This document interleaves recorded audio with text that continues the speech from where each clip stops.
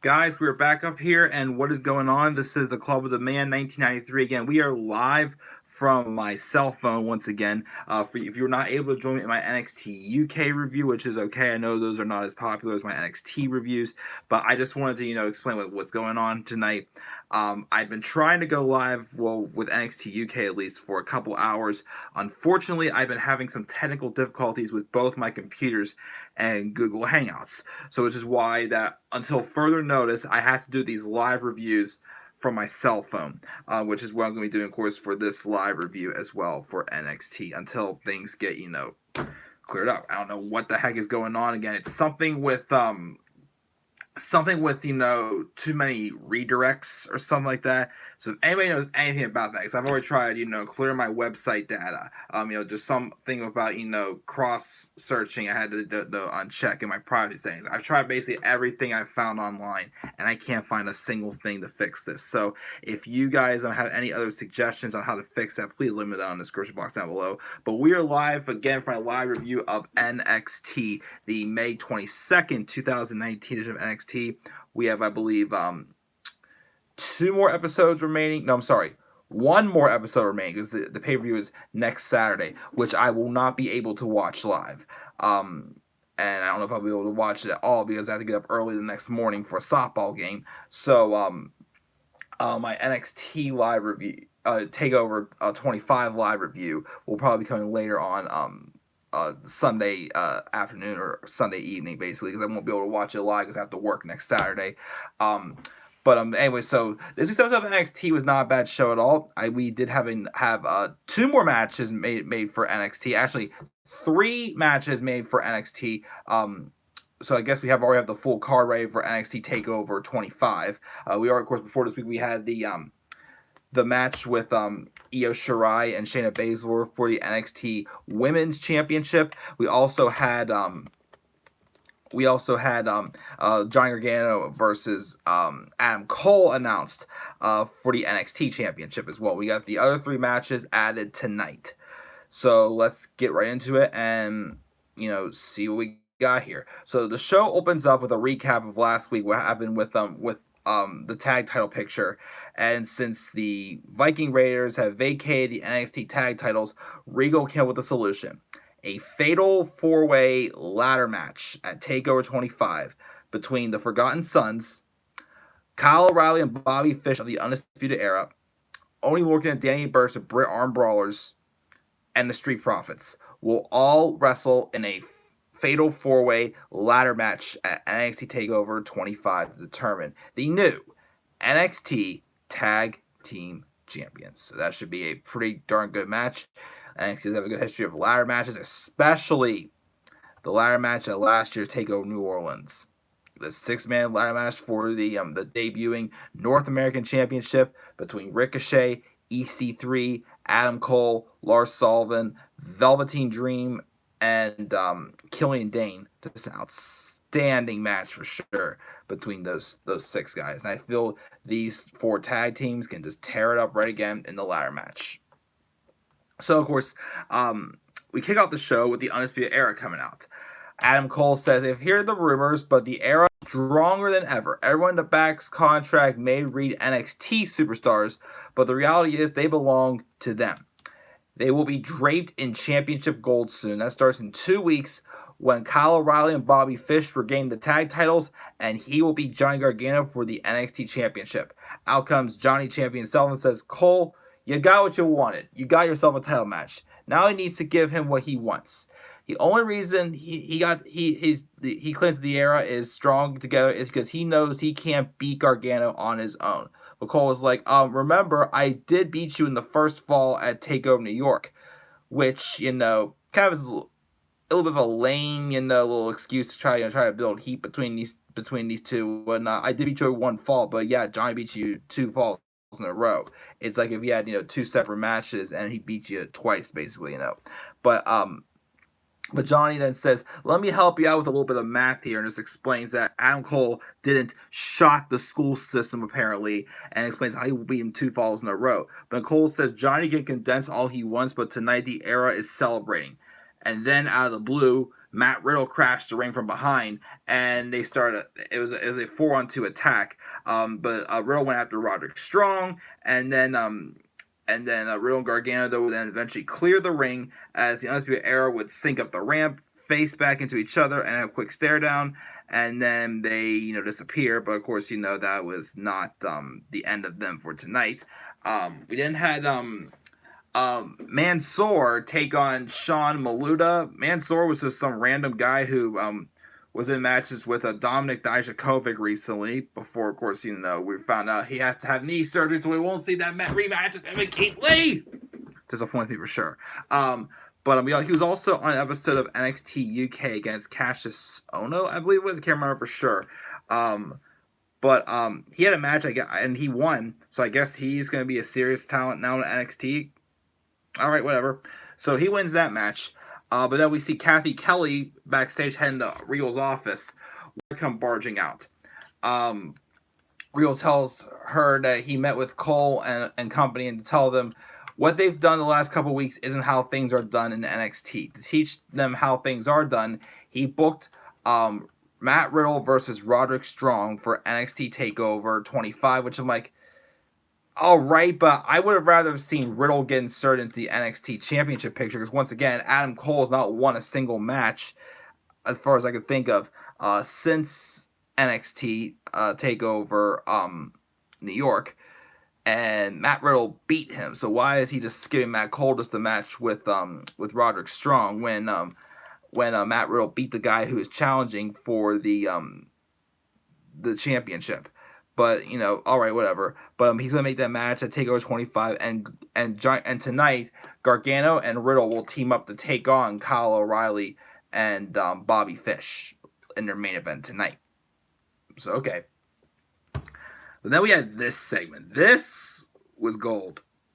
So obviously, it seemed the original plans were for TakeOver 25 was supposed to be Velveteen Dream and Dominic Dijakovic for the NXT North American Championship.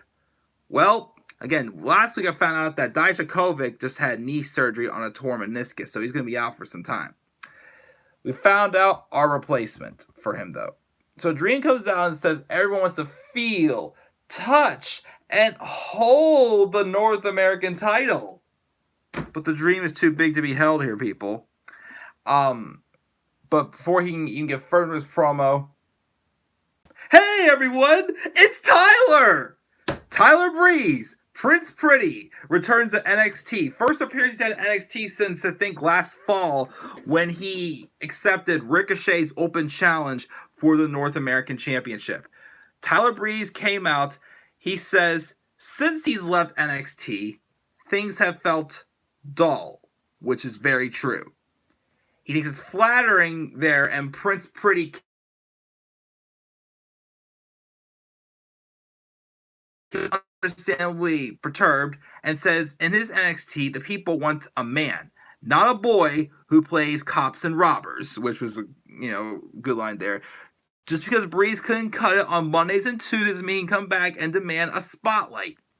Tyler Breeze is like, not that he couldn't cut it, but he wasn't inspired. But Dream and a North American title do inspire him. But inspired Breeze is too much for Velveteen to handle. Dream takes another shot at the Fashion Files, then tells Prince Pretty to get in line for a shot at him, and his belt starts in the back. He offers Tyler Breeze to take a selfie before he leaves. Tyler then agrees. While they're posing, Tyler offers one more piece of advice.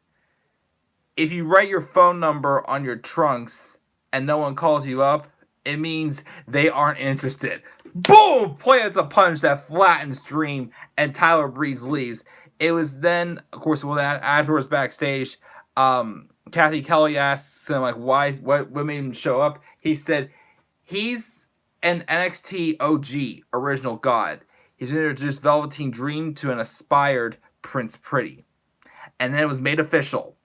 At NXT TakeOver 25, it'll be Velveteen Dream versus Ricochet. We already seen that match. Velveteen Dream versus Tyler Breeze for the NXT North American Championship. Ooh, can I not wait for this match.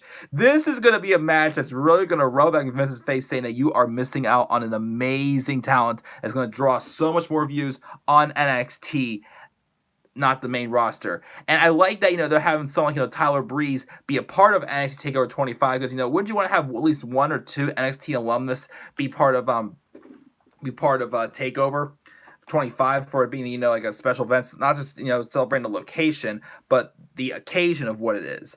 That's why I was really hoping, of course, after hearing this pay-per-view we call TakeOver 25, I was really hoping that Sasha and Bayley would have still been NXT Tag Team Champions, and they could have defended those titles on this pay-per-view to celebrate that as well.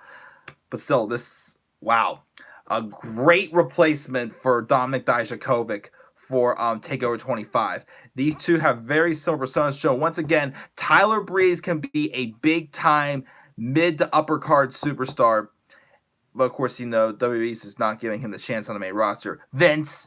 But dang, can't wait for that match. That could be a show stealer, match of the year candidate. I look forward to seeing that match when I get to watch TakeOver 25 whenever I get home from work. But or that's Sunday. But then the next match we had was Candice LeRae taking on Rena Gonzalez. Not a bad match. Of course, there was a big size difference between Rena Gonzalez and Candice LeRae. But eventually, Candice was able to overcome, the whole David versus Goliath thing here, and she beat Rena Gonzalez. But afterwards, Shayna Baszler, Jessamyn Duca, and Marina Shafir, they come out, and they surround Candice. But before they can do too much damage to her, out came the genius of the sky, Io Shirai, the person who's challenging Shayna Baszler to TakeOver 25. She comes running out, and she just starts going wild with that kendo stick, just beating down everyone, Duke and Shafir, before she literally just, as it says on Cage Side Seats here, went to town with the champ. Just literally swatted how many kendo stick shots on the Shayna Baszler, beat the holy shit out of her with that kendo stick. And yeah, it was quite a sight there as these two, as she literally beat the holy hell out of her, which I thought was pretty good. And of course, Io checks on Candice afterwards. So again, I still see this. I think Shayna will retain over Io, but I still think Candice should be the one now to dethrone Shayna Baszler. I mean, again, if Dakota Kai was still around, I still want to say her because of their history, but Dakota's still not going to be back for quite some time, so it's probably going to be Candice, based off of her trying to build up to earn this title opportunity. But Candice wins yet again over a big woman, of course. Of course, the Pirates lost again because Anyways, so then next week was also announced we're going to get two matches, a rematch between Mia Yim and Bianca Belair, and hopefully this time Bianca Belair will not use her hair to win. Put her hair on the ropes.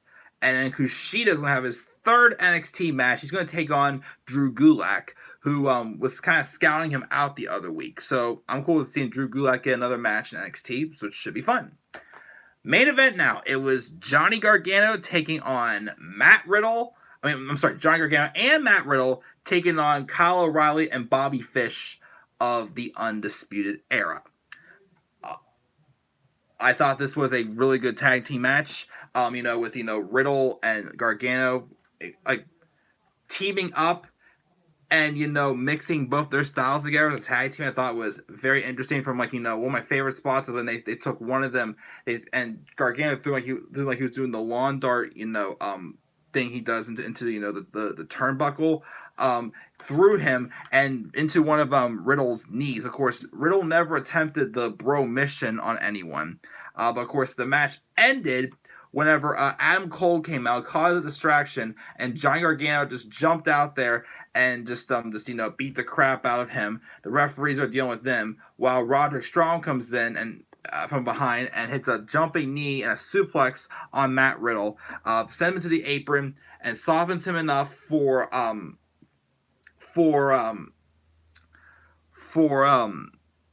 shoot, what's my train of thought here? Softens him up though for Roddy to throw him back into the ring, and Roddy and Bobby team. Not Roddy and Bobby. Kyle and Bobby would then do their double team total elimination finisher, and they pinned Matt Riddle. Only the second time has Matt Riddle been pinned in a match. First time, of course, was at TakeOver New York when he lost to the Velveteen Dream. But yeah, he got pinned and he took the loss. And the Undisputed Era win. Obviously, this show was, well, afterwards, all 4 members ganged up on Gargano, and then the champ was held up for the last shot as the Undisputed Era stand tall again. With, the issues between Undisputed Era, we're seeing, well, mostly with Adam Cole and Roderick Strong, teasing that, probably Roderick Strong's going to be kicked out of the Era soon. Adam Cole,